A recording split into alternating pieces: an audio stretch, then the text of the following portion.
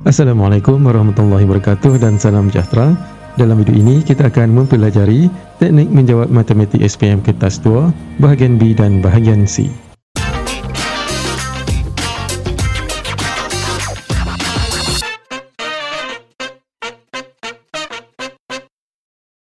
Untuk video ini kita akan membincangkan soalan percubaan SPM 2021 dari negeri Terengganu Darul Iman bagi MPP 2. Kita lihat soalan kita yang pertama iaitu soalan 11A. Rajah 3 menunjukkan sebuah graf berbilang tepi dan gelung. 1 Roman, nyatakan NV. Soalan ini bertanyakan tentang bilangan V iaitu bucu. Kalau kita lihat bucu di sini ada A, B, C dan D. Maka bilangannya adalah 4. Seterusnya 2 Roman, senaraikan E. E merupakan tepi ataupun garis yang menghubungkan antara dua bucu. Di sini kita akan namakan tepi itu berdasarkan kepada bucu yang ada. Contoh yang pertama adalah tepi AB. Jadi kita namakan tepi itu adalah tepi AB. Kemudian kita ada AC. Kita ada AD. Seterusnya kita ada DC. Kemudian sekali lagi DC juga. Kemudian kita ada BC. Dan satu lagi terlihat pada gelung di sini. Namanya adalah BB. Seterusnya soalan B. Lukis graf terarah mudah berdasarkan maklumat berikut.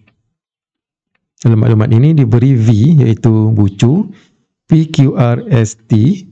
Kemudian di dalam jadual diberi bilangan darjah. Kita lihat di sini, bilangan darjah untuk in bagi bucu P adalah 3. Bermaksud, terdapat 3 darjah yang masuk ke bucu P. Kemudian yang keluar ada 1. Untuk melukis graf terarah ini, kita boleh lukis dalam apa jua bentuk. Pertama sekali kita ambil bucu P. Kalau kita lihat di sini, bucu P ada 3 tepi yang masuk. Jadi kemudian kita lihat pula bucu Q dulu. Bucu Q ada 1 yang masuk dan 1 yang keluar. P dengan Q ini bersambung, kemudian dia masuk ke Q. Q, jadi D in untuk Q ni dah lengkap. Seterusnya adalah R. Bucu R yang masuk ada 3. Q masuk ke R. Sini. Kemudian kita tengok pada bucu Q, out ada 1. Jadi dah lengkap dah untuk bucu 1. 1 masuk, 1 keluar. Kemudian seterusnya bucu S. Bucu S yang masuk adalah 0. Kemudian yang keluar ada 3. Jadi kat sini kita akan lukis S. Keluar ada 3, jadi dia boleh pergi ke R. R ada 3 yang masuk. Maksudnya dah ada 2 kat sini. Kemudian P yang masuk ada 3. Jadi kita masuk sini. Untuk S. Kemudian untuk R lagi tadi. Yang keluar ada 1. Akan masuk ke P. Kemudian bucu T. Yang masuk 1. Yang keluar 2. T kita boleh buat di sini. Keluar ada 2. Jadi kita boleh masukkan ke P.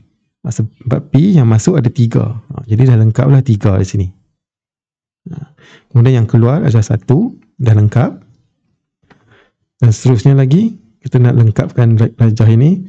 Kita tengok pula bucu R yang masuk ada 3. Okay, kat sini baru ada 2. Jadi kita ambil daripada T. Masuk ke sini. Jadi dah lengkaplah. Masuk ada 3. Kemudian keluar ada 1. Dia dah masuk ke P. Tu dah keluar situ. Kemudian satu lagi S. S yang masuk adalah sifar ataupun 0. Jadi dah lengkap lah. Kemudian S keluar ada 3. Kat sini S keluar ada 2. Jadi satu lagi tersambung ke T. Jadi lengkap untuk S out 3. Kemudian untuk bucu T yang masuk 1. Okay, dah lengkap.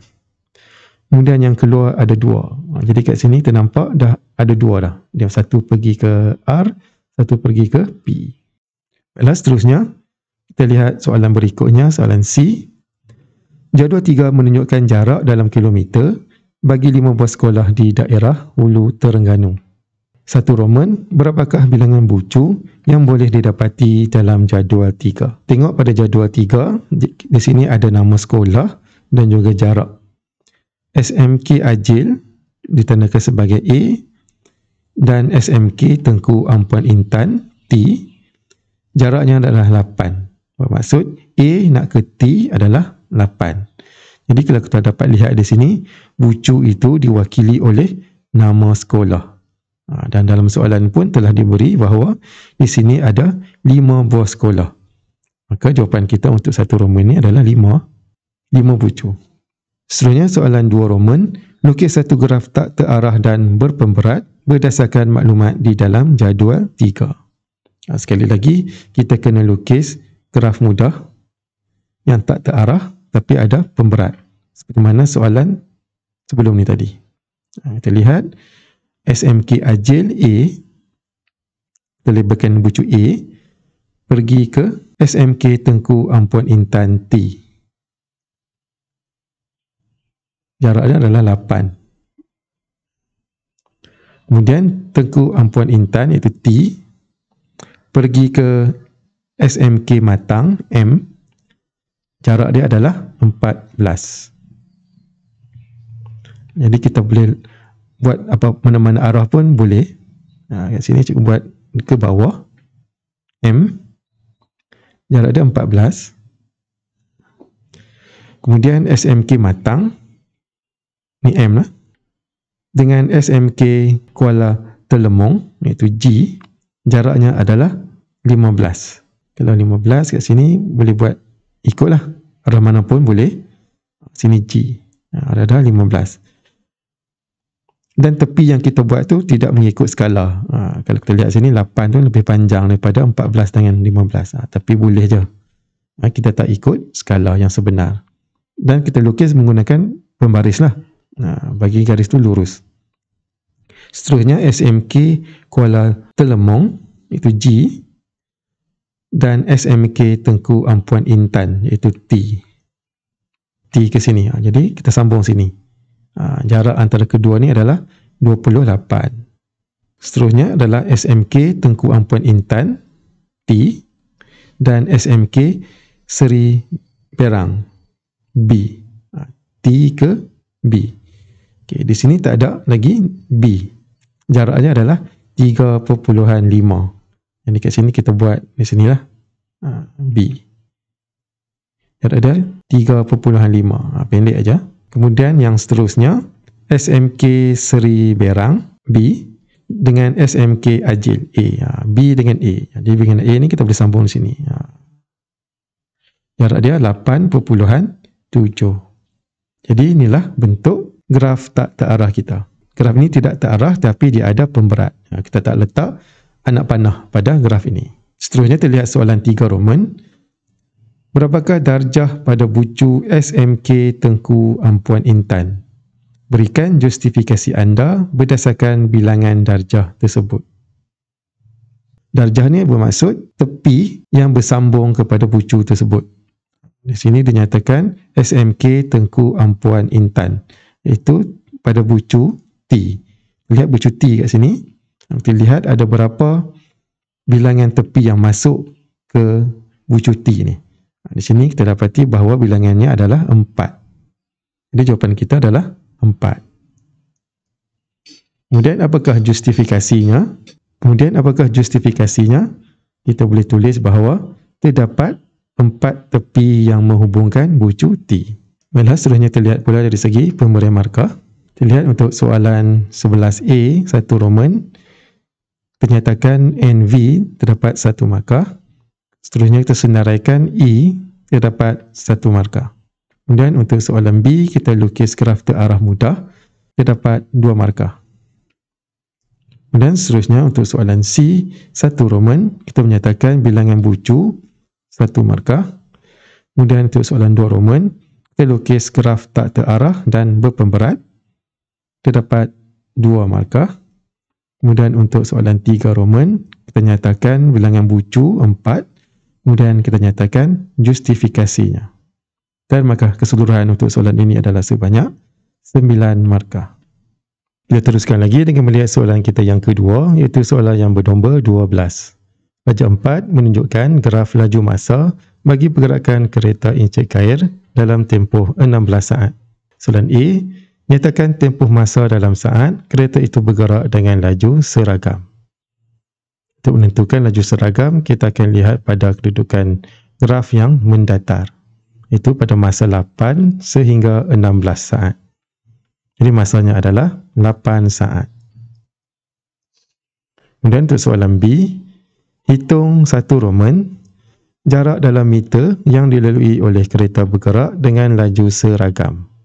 Laju seragam bermula pada 8 sehingga 16 saat.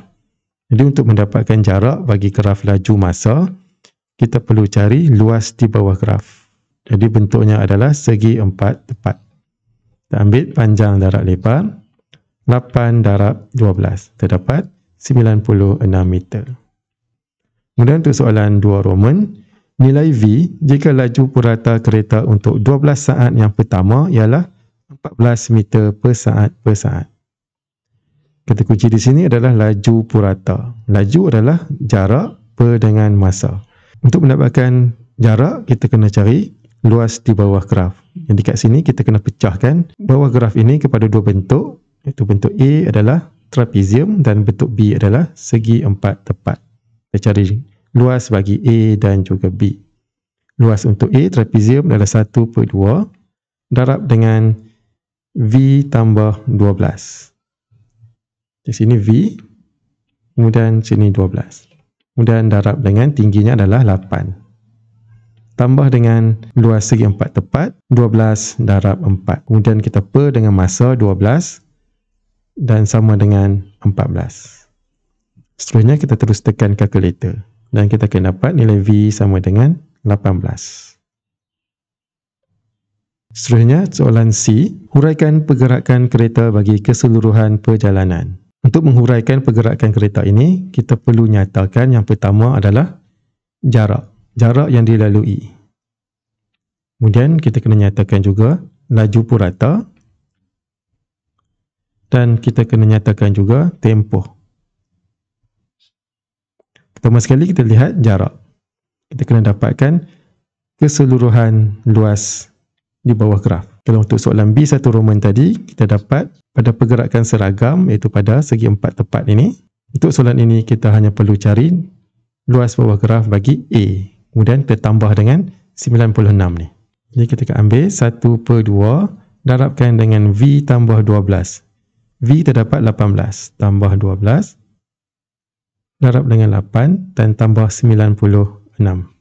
Kita akan dapat 216 meter.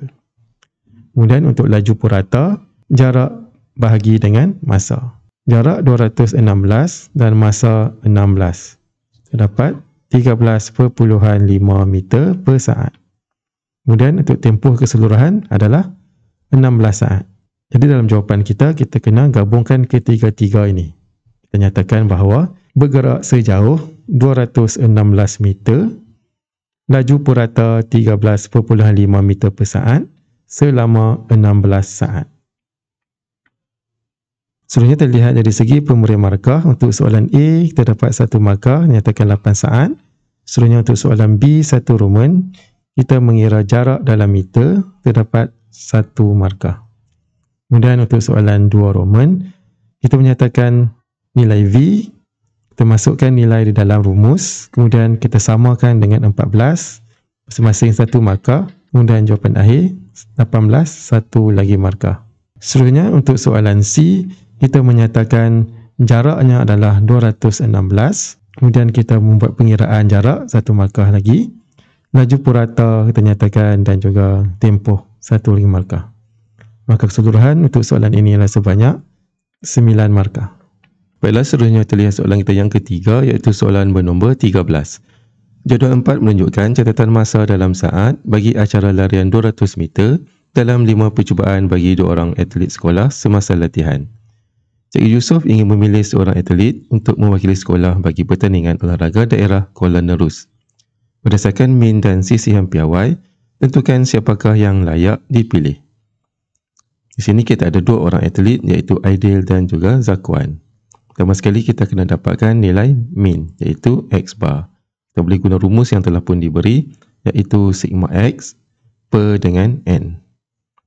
Jadi kita akan ambil data untuk Aidil 25.77 tambah dengan 25.34 tambah 25.56 tambah 25.97 tambah 26 kemudian terbahagikan dengan 5. Untuk mendapatkan nilai X bar ini kita boleh terus menggunakan kalkulator. Kita akan tekan menu kemudian kita tekan 6 untuk statistik. Kemudian kita akan tekan 1 untuk one variable. Seterusnya kita akan masukkan data kita. Data yang pertama adalah 25.77 sama dengan 25.34 sama dengan 25.56 sama dengan 25.97 sama dengan 26 sama dengan. Untuk mendapatkan jawapan, kita akan tekan option iaitu OPTN. Kemudian kita tekan 3. Di sini kita ada senarai jawapan.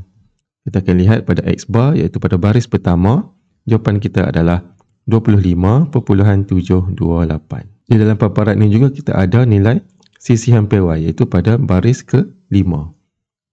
Jadi sebelum itu kita kena menunjukkan langkah pengiraan untuk mendapatkan sisihan PY pula. Kita boleh menggunakan rumus yang telah pun diberi di dalam soalan iaitu punca kuasa 2 sigma X kuasa 2 per dengan N tolak dengan X bar kuasa 2. Kita akan masukkan nilai-nilai kita. 25.77 kuasa 2 tambah 25.34 kuasa 2 tambah 25.56 kuasa 2 tambah 25.97 kuasa 2 tambah 26 kuasa 2. Kita per dengan N iaitu 5. Kemudian kita tolak dengan X bar 25.728 kuasa 2. Kemudian kita puncakan. Kemudian seterusnya kita akan salin jawapan kita pada paparan kalkulator. Dan jawapan kita adalah 0.25. Kemudian kita akan ulangi langkah yang sama untuk mendapatkan X bar untuk Zakwan dan juga sisihan PY untuk Zakwan. 25.01 tambah 25.83 tambah 26.02 tambah 25.80 tambah 25.98. Kemudian dalam menggunakan langkah yang sama tadi, kita akan masukkan nilai di dalam kalkulator kita. 25.01 sama dengan 25.83 sama dengan 26.02 sama dengan 25.80 sama dengan 25.98 sama dengan. Kemudian kita tekan option, kita tekan 3, kita dapat nilai X bar kita adalah 25.728. Seterusnya kita kena dapatkan pula nilai sisihan PY iaitu sigma 25.01 kuasa 2 tambah 25.83 kuasa 2 tambah 26.02 kuasa 2 tambah 25.802 tambah 25.98 kuasa 2. Kemudian terbahagi dengan N iaitu 5. Kemudian kita tolak dengan X bar 25.728 kuasa 2. Kemudian kita puncakan. Ini merupakan langkah pengiraan kita. Kemudian kita dapatkan jawapan dalam kalkulator 0.369. Seterusnya kita kena pilih atlet manakah yang akan dipilih oleh Cikgu Yusof. Dan kita akan melihat berdasarkan kepada nilai min dan juga sisihan PY. Kalau kita lihat nilai min kedua-dua atlet adalah sama iaitu 25.728. Kemudian kita akan pertimbangkan pula nilai sisihan PY. Untuk mendapatkan jawapan, kita akan ambil nilai sisihan PY yang paling sedikit. Jadi jawapannya adalah Aidil. kerana nilai CCM/PY ideal adalah 0.25 lebih kecil berbanding dengan zakuan iaitu 0.369. Baiklah, seterusnya terlihat pula dari segi pemberian markah. Kita mendapatkan nilai mean untuk ideal, menunjukkan langkah pengiraan 1 markah dan jawapan akhir 1 markah. Seterusnya, kita mendapatkan nilai CCM/PY, langkah pengiraan 1 markah dan jawapan akhir 1 markah. Kemudian kita lihat pula untuk zakuan, mencari mean zakuan, langkah pengiraan 1 markah dan jawapan akhir 1 markah. Untuk CCM/PY pula, langkah pengiraan 1 markah dan jawapan akhir 1 markah. Dan seterusnya kita memilih ideal 1 markah. Dan markah keseluruhan untuk soalan ini adalah sebanyak 9 markah. Kita teruskan lagi dengan melihat soalan kita yang keempat, iaitu soalan bernombor 14. Darjah 5 menunjukkan sebuah bulatan dengan pusat O. Diberi bahawa diameter bulatan itu ialah 10 cm dan WY sama dengan 2 cm. PQR, PST dan VWR ialah tangen kepada bulatan itu. Perentas UYQ berserenjang dengan diameter bulatan. Menggunakan pi sama dengan 22/7. A. Cari nilai X. Nilai X ini merupakan nilai sudut SUY. Jadi untuk mendapatkan nilai sudut ini, kita boleh menggunakan nisbah trigonometri. Di sini kita akan dapat 1 segitiga bersudut 90 darjah di sini. Kalau kita lukis kembali, akan jadi seperti ini. Sini adalah X. Kemudian panjang UY di sini adalah 4. Kemudian panjang SOY adalah 8. Di sini sebabkan jejarinya adalah 5. Sini adalah 5. Kemudian UYQ adalah 8. Kita bahagikan dengan 2. Kita dapat 4 di sini. Jadi bermaksud OY di sini adalah 3. Kita gunakan teorem Pythagoras. Kemudian di sini kita ada sisi bertentang dan sisi yang bersebelahan pada sudut X. Jadi kita akan menggunakan tan. Jadi tan X sama dengan tentang per sebelah. Kemudian kita dapatkan nilai X ini, kita guna kalkulator, kita tekan shift tan 8/3. Kemudian kita tekan sama dengan, kita dapat jawapannya adalah 63.43 darjah. Seterusnya soalan 2 Roman, panjang SU. Panjang SU ini merupakan panjang hipotenus bagi segitiga 90 darjah pada jawapan A tadi. Jadi untuk mendapatkan panjang SU, kita akan ambil 802 tambah dengan 402. Kemudian jawapannya kita puncakan. Dan kita akan dapat 8.94. Ini untuk soalan 2 Roman. Seterusnya soalan B. Hitung perimeter dalam cm kawasan berlorek. Kita akan hitung perimeter kawasan berlorek. Kalau kita lihat pada rajah, kita kena dapatkan panjang lengkuk untuk bulatan. Kemudian kita kena dapatkan panjang SU. SU ni kita dah dapat tadi. Kemudian tambah dengan SO 5, OQ 5, kemudian QYU 8. Jadi pertama sekali kita cari lengkuk bulatan. Untuk soalan B1 Roman, kita gunakan rumus iaitu pi D, iaitu 22/7 darab dengan D. Diameternya adalah 10. Kemudian kita tambah dengan 5 tambah 5 tambah 8 dan tambah 8.94. Dan kita dapat jawapannya adalah 58.37.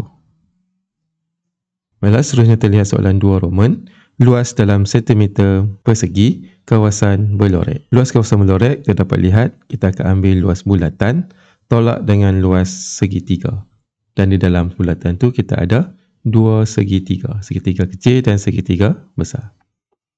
Luas untuk bulatan adalah pi J kuasa 2. Kita ambil 22/7 kali dengan J 5 kuasa 2. Kemudian kita tolak dengan luas segitiga. Ada dua segitiga. Segitiga yang pertama, segitiga yang besar tu adalah 1/2 darab dengan tapaknya adalah 4 darab dengan tingginya 8. Kemudian tertolak lagi dengan segitiga yang kecil, 1/2 darab 3 darab 4. Kemudian kita dapat jawapannya adalah 56.57. Ataupun kita boleh tulis dalam bentuk pecahan tidak wajar 396/7. Baiklah, seterusnya terlihat pula dari segi pemberian markah. Untuk soalan A 1 Roman, kita mendapatkan sudut X. Kita nyatakan langkah pengiraan 1 markah dan jawapan akhir 1 markah. Kemudian untuk soalan A 2 Roman, kita mendapatkan panjang SU. Kita menggunakan teorem Pythagoras 1 markah dan jawapan akhir 1 lagi markah. Kemudian untuk soalan B 1 Roman, kita mendapatkan perimeter. Kita menggunakan rumus perimeter untuk bulatan dan kemudian kita tambahkan dengan sisi yang lurus, terdapat 1 markah dan jawapan akhir 1 lagi markah. Kemudian seterusnya untuk soalan B 2 Roman, kita mendapatkan luas bulatan menggunakan rumus yang betul 1 markah. Kemudian kita menggunakan operasi tolak dengan menolak segitiga yang berada di dalam 1 markah dan jawapan akhir kita 1 lagi markah. Dan markah keseluruhan untuk soalan ini adalah sebanyak 9 markah. Baiklah, seterusnya terlihat soalan kita yang kelima, iaitu soalan bernombor 5. A. Jadual 5 menunjukkan nilai-nilai bagi dua pembeli ubah X dan Y bagi fungsi Y sama dengan negatif 4/X. Untuk caraian soalan ini, guna kertas graf yang disediakan. Anda boleh menggunakan pembaris fleksibel. Lukis graf Y sama dengan negatif 4/X untuk X di antara negatif 4 sehingga 3.5. Jadi kita lihat pada ruangan jawapan telah pun disediakan kepada kita paksi X dan juga paksi Y. Di sini kita akan plotkan saja nilai-nilai yang telah pun diberi. Pertama sekali kita akan plot titik negatif 4, 1. Seterusnya negatif 2, 2. Seterusnya negatif 1.5, 2.67. Kemudian negatif 0.5, 8. Seterusnya adalah 0.5 negatif 8. Kemudian 1 negatif 4. Kemudian 2 negatif 2. Dan yang terakhir 3.5 negatif 1.14. Ini merupakan titik yang telah kita plot. Kemudian kita akan sambungkan titik ini dengan garis. Ia akan jadi seperti ini. Baiklah, seterusnya terlihat pula soalan B. Daripada graf di 15A, cari nilai Y apabila X sama dengan negatif 0.7. Kita lihat balik pada graf kita. Kita akan tanda kedudukan X sama dengan 0.7 di sini. Kemudian kita dapatkan nilai Y dan kita dapat baca bahawa nilai Y adalah 5.8. Jadi jawapan kita adalah 5.8. Kemudian untuk soalan 2 Roman, nilai X apabila Y sama dengan negatif 7. Kita akan buat garis Y sama dengan negatif 7. Kemudian kita dapatkan nilai X. Dan kita dapat baca di sini nilai X-nya adalah 0.8. Selanjutnya kita lihat soalan C. Lukis satu garis lurus yang sesuai pada graf di 15A untuk mencari nilai-nilai X yang memuaskan. Negatif 4/X sama dengan negatif 2X. Untuk menjawab soalan ini, kita kena selesaikan persamaan serentak untuk mendapatkan persamaan garis lurus. Persamaan kita yang pertama untuk persamaan graf adalah Y sama dengan negatif 4/X. Kemudian di sini diberi persamaan yang kedua, negatif 4/X sama dengan negatif 2X. Untuk persamaan ini kita akan samakan dengan kosong. Kita akan dapat negatif 4/X tambah 2X sama dengan 0. Ini adalah persamaan kita yang pertama dan ini adalah persamaan kita yang kedua. Untuk menjawab soalan ini, kita kena hapuskan fungsi salingan iaitu 4/X.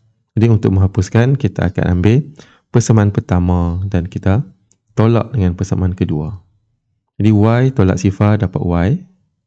Kemudian negatif 4/X tolak dengan negatif 4/X akan dapat 0.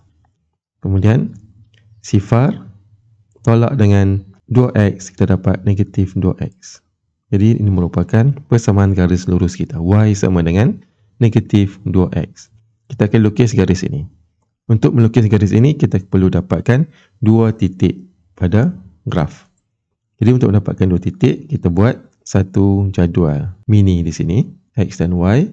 Kita boleh pilih nilai X yang ada di dalam soalan, iaitu di antara -4 sehingga 3.5. Di sini cikgu pilih nilai X sifar, kemudian kita gantikan dalam ni persamaan, terdapat Y sifar. Seterusnya, kita pilih X2, kita gantikan dalam persamaan, kita dapat Y -4. Di sini kita ada 2 titik sifar-sifar dengan 2 -4. Kita akan plot pada graf kita. Titik yang pertama adalah 0,0. Kemudian titik yang kedua adalah 2 -4. Kemudian kita ambil pembaris dan kita gariskan garis lurus sehingga memintas garis graf kita tadi. Baiklah, seterusnya dalam soalan kita kena dapatkan nilai-nilai X. Jadi kita akan buat satu garis unjuran. Nilai X yang pertama di sini, kalau kita dapat baca nilainya adalah -1.4. Kemudian kita ada satu lagi nilai dan kita dapat lihat nilainya adalah 1.5. Jadi jawapan kita adalah -1.4 dan 1.5. Baiklah, seterusnya terlihat pula dari segi pemberian markah. Untuk markah graf, kita plotkan semua titik yang betul dan koordinat yang betul. Di sini kita akan dapat 2 markah. Kemudian kita sambungkan titik itu dengan garis lengkung yang cantik dan licin, kita akan dapat 1 markah. Baiklah, seterusnya untuk soalan B, kita dapatkan nilai Y 1 markah dan kita dapatkan nilai X 1 lagi markah. Kemudian untuk seterusnya, soalan C, kita menambilkan persamaan garis lurus Y sama dengan -2X. Kemudian kita gariskan pada graf kita di sini. Kita akan dapat 2 markah. Seterusnya kita dapatkan nilai-nilai X masing-masing 1 markah. Dan markah keseluruhan untuk soalan ini adalah sebanyak 9 markah. Baiklah, kita teruskan lagi, kali ini dengan melihat pada bahagian C. Di dalam soalan C, kita perlu jawab satu soalan saja daripada bahagian ini. Kita lihat soalan kita yang pertama, iaitu soalan yang bernombor 16. Ali ialah seorang jurutera jualan berumur 40 tahun. Beliau perlu melakukan banyak perjalanan. Baca 6 menunjukkan graf jarak masa yang dilalui oleh beliau dalam suatu hari pada tahun 2021. Untuk soalan A, tentukan allowance perjalanan yang diperoleh dalam sebulan jika dia melakukan perjalanan 2 kali dalam seminggu dan kadar allowance perjalanan ialah 80 sen untuk setiap kilometer. Untuk menjawab soalan ini, kita perlu dapatkan jarak untuk satu perjalanan. Kalau kita lihat pada graf jarak masa, jarak maksimumnya adalah 125 km. Sini dia pergi 125, kemudian dia berpatah balik pun 125. Ini bermaksud perjalanan pergi dan baliknya adalah 125 kita darabkan dengan 2. Kemudian dalam seminggu ada 2 perjalanan. Bermaksud dalam sebulan kita ada 4 minggu. Jadi kita akan ambil 4 darab dengan 2. Ini untuk jumlah perjalanannya. Kemudian kita darabkan dengan jarak. Jarak kita ada 125, kita darab dengan 2. Dan kemudian kita darab pula dengan kadarnya, iaitu 80 sen untuk setiap kilometer. Kita darab 0.8. Kemudian kita akan dapat jawapan kita adalah RM1,600. Ini untuk soalan A. Seterusnya terlihat soalan B. Ali bukan seorang perokok dan dia menjaga kesihatannya dengan baik. Dia bercadang untuk membeli sebuah basikal lipat pada harga RM4,800. Dia merancang untuk hanya menggunakan allowance perjalanannya dalam tempoh 3 bulan untuk pembelian itu. Biasanya dia melakukan perjalanan minimum 500 km setiap minggu dalam rutin kerjayanya. Adakah maklumat keuangan memenuhi konsep SMART? Di sini diberi kadar allowance perjalanan ialah 80 sen untuk setiap kilometer. Kemudian terlihat pula pada ruangan jawapan diberi kepada kita ruangan jawapan yang ada perkataan SMART, iaitu S-M-A-R-T. Jadi di sini kita kena perhalusi apakah itu S, M, A dan R dan juga T pada situasi Ali sebentar tadi. S yang pertama di sini adalah maksudnya adalah spesifik. Spesifik ini bermaksudnya Ali mempunyai matlamatnya. Matlamat Ali adalah untuk membeli basikal lipat. Jadi di sini kita tulis membeli basikal lipat. Kemudian M ini adalah measurable ataupun boleh ukur. Di sini nilai yang boleh diukur adalah nilai harga basikal lipat itu, iaitu RM4,800 dan masa yang diperuntukkan oleh Ali adalah 3 bulan. Kemudian seterusnya adalah A. A di sini adalah boleh capai. Boleh capai di sini bermaksud allowance RM1,600 sebulan itu dan dikumpul dalam tempoh 3 bulan. Jadi kita tulis allowance RM1,600 dalam tempoh 3 bulan. Seterusnya ada R. R ini adalah realistik. Realistik ini adalah apabila allowance RM1,600 sebulan itu sebenarnya adalah cukup mendapatkan jumlah RM4,800 selama 3 bulan. Jadi allowance-nya RM1,600 ini untuk 3 bulan cukup-cukup untuk kos bagi basikal lipat itu, iaitu RM4,800. Kemudian yang seterusnya yang terakhir adalah T ataupun tempoh masa. Tempoh masa ini adalah selama 3 bulan dan 3 bulan itu memang tempoh yang cukup untuk mengumpul RM4,800. Baiklah, seterusnya kita lihat soalan C1 Roman. Untuk meminimumkan risiko masalah kewangan yang berkaitan dengan kesihatan, Ali bercadang untuk membeli insurans yang mempunyai nilai muka RM250,000. Hitung kadar premium tahunan untuk Ali dengan menggunakan kadar insurans yang ditunjukkan pada jadual 6. Okey, di sini kita lihat julat umur terlebih dahulu. Ali berumur 40 tahun. Jadi di sini kita ambil pada baris keempat, umur 40 sehingga 44. Kemudian dalam masa yang sama Ali juga bukan seorang perokok. Jadi di sini kita ambil nilainya adalah 1.563 dan Ali ini adalah lelaki. Kemudian kalau kita lihat di sini, kadar premium tahunan bagi setiap nilai muka RM1,000. Ini bermaksud untuk nilai muka RM1,000 perlu bayar 1.563. Di sini Ali inginkan RM250,000.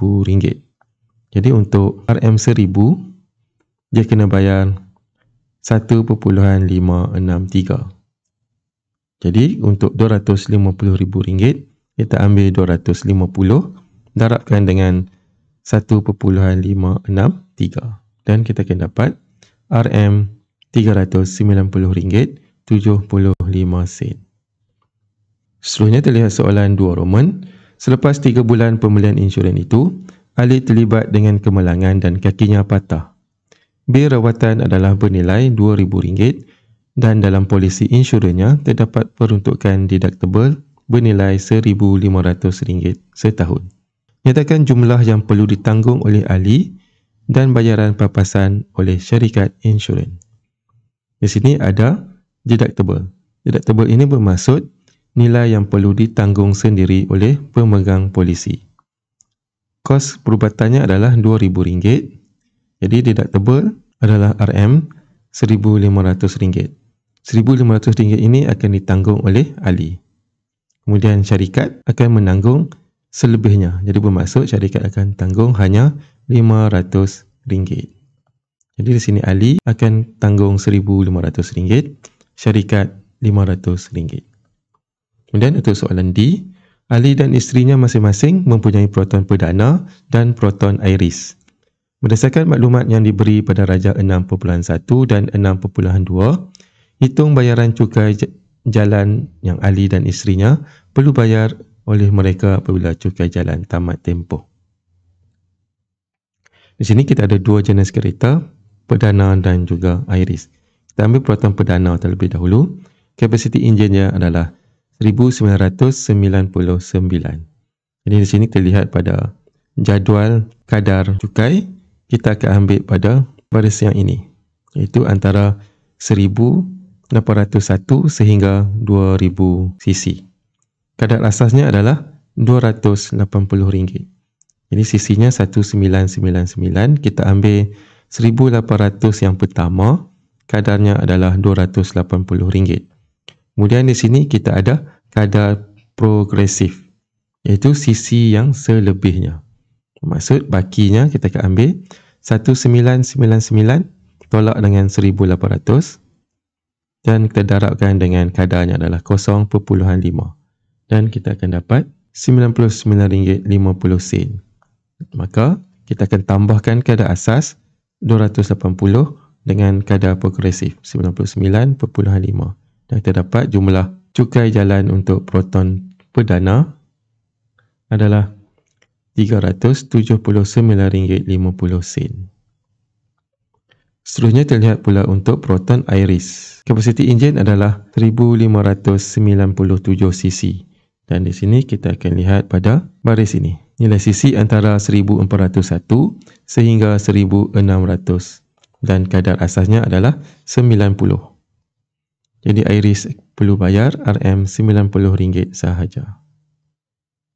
Kemudian kita akan tambahkan cukai untuk perdana dan juga iris RM379.50 tambah dengan 90. Kita dapat RM469.50. Baiklah, seterusnya terlihat pula dari segi pemberian markah. Untuk soalan A, kita menunjukkan langkah pengiraan 1 markah dan jawapan akhir kita 1 markah. Baiklah, seterusnya untuk soalan B, matlamat kewangan Ali berdasarkan konsep SMART. Kita nyatakan S, M, A, R dan juga T masing-masing. Kita akan dapat 1 markah. Seterusnya terlihat pula soalan pada bahagian C. Kita menyatakan premium asas untuk 1000 yang pertama. Terdapat 1 markah.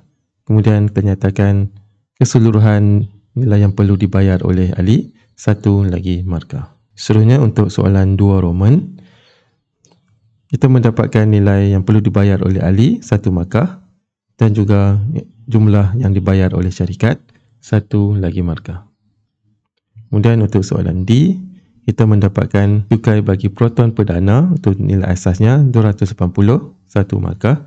Kemudian jumlah keseluruhan untuk proton perdana 1 markah. Seterusnya untuk proton iris, kita mendapatkan kadar cukainya ada 1 markah. Kemudian kita nyatakan jumlah keseluruhan yang perlu dibayar, 1 lagi markah. Dan markah keseluruhan untuk soalan ini adalah sebanyak 15 markah. Baiklah, seterusnya terlihat soalan yang kedua, soalan nombor 17. Anda tidak dibenarkan menggunakan kertas graf untuk menjawab soalan ini. A. Rajah 7 menunjukkan satu gabungan perpejal yang dibentuk daripada cantuman sebuah perpejal yang berbentuk kuboid dan sebuah perpejal berbentuk prisma tegak pada sahta tegak BCGV. PQRS ialah keratan rentas seragam prisma itu. Tapak ABP QCD ialah sebuah segi empat tepat yang terletak pada satah mengufuk. Pada ruang jawapan, lukis dengan skala penuh, dongakkan gabungan perpejal itu pada satah mencancang yang selari dengan ABP sebagaimana dilihat dari X. Kemudian untuk soalan 2, dongakkan gabungan perpejal itu pada satah mencancang yang selari dengan PQ sebagaimana dilihat dari Y. Di sini kita akan melukis secara gabungan. Kita gabungkan dongakkan X dan dongakkan Y dalam satu helaian. Pertama sekali adalah kita akan lihat pada pandangan X. Dan apa yang kita akan dapat lihat daripada pandangan X adalah dua bentuk segi empat tepat. Dan secara lakarannya akan jadi seperti ini. Kemudian kita kena labelkan ukurannya supaya kita dapat lukis dengan ukuran yang betul. Untuk melukis secara gabungan, kita akan pertama sekali adalah kita akan buat garis binaan.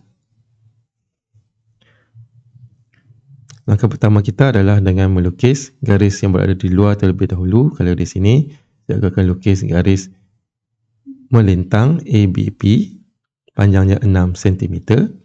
Kemudian seterusnya garis tegak. Garis tegak pertama cuba lukis di sini adalah AE, 2 cm. Kemudian garis seterusnya adalah garis BT, 5 cm. Dan garis tegak seterusnya adalah PS. Kemudian kita akan sambungkan menggunakan garis melintang iaitu ST dan juga EF. Seperti ini.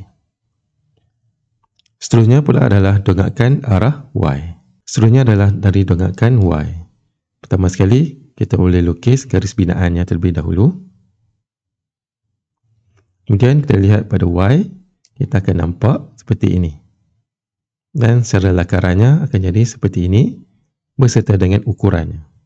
Kemudian kita akan mula melukis. Pertama sekali adalah garis melintang. Garis paling panjang di sini adalah PQ, itu 5 cm. Kemudian kita akan lukis garis mendekat. Yang pertama adalah QR, iaitu 5 cm juga. Kemudian kita akan lukis garis melintang RS. Panjangnya adalah 3 cm. Kemudian garis berikutnya adalah garis SP. Garis SP ini merupakan garis condong. Jadi di sini kita tak perlu kira ukurannya, kita hanya sambung daripada S ke P. Seperti ini. Kemudian kita ada satu lagi garis menegak, iaitu garis BF, panjangnya 2 cm.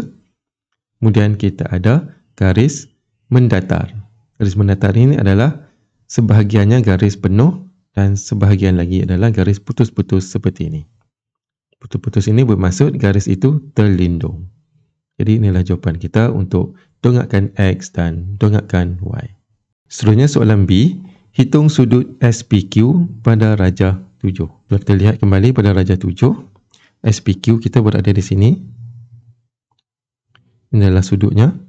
Di sini kita akan menggunakan trigonometri. Jadi kita kena wujudkan segitiga 90 darjah di sini. Tingginya adalah 5. Kemudian tapaknya di sini akan jadi 2. Sebab di atas SR ni 3, jumlah keseluruhan panjang 5, jadi 2. Jadi di sini sudut P, kita ada sisi bertentang dan sisi bersebelahan. Jadi kita akan menggunakan tan. Iaitu tan sudut SPQ sama dengan tentang persebelah. Jadi untuk mendapatkan sudut SPQ, tekan kalkulator, shift tan 5/2. Kita dapat 68.20 darjah. Seterusnya untuk soalan C, hitung isi padu dalam sentimeter padu bagi gabungan perpejal itu. Di sini kita ada dua bentuk, kuboid dan juga prisma tegak. Untuk kuboid kita akan ambil panjang, darab lebar dan darab dengan tinggi. Di sini kita akan ambil 2 cm, darab dengan 3 dan darab dengan 5. Kemudian untuk prisma tegak, kita akan ambil luas keratan rentas. Luas keratan rentas di sini adalah bentuk trapezium di sini. Kita cari luas trapezium dan darabkan dengan tingginya ataupun tebal dia, iaitu 3 cm. Jadi kita akan gunakan rumus kuboid dan rumus prisma masing-masing. Yang pertama adalah kuboid. Kita ambil 2 darab dengan 3 darab dengan 5. Kemudian kita tambah dengan prisma tegak. 1/2 darabkan dengan 5 tambah 3 darab dengan 5 darab dengan 3. Dan kita akan dapat jawapannya adalah 90. Baiklah, seterusnya kita lihat pula dari segi pemberian markah. Kita lihat untuk dongakkan arah X, kita lukis dengan bentuk yang betul, ukuran yang betul dan garisan yang cantik. Kita dapat 4 markah. Dan untuk dongakkan Y pula, kita akan dapat 5 markah. Seterusnya kita lihat pula soalan bahagian B. Kita menghitung sudut SPQ.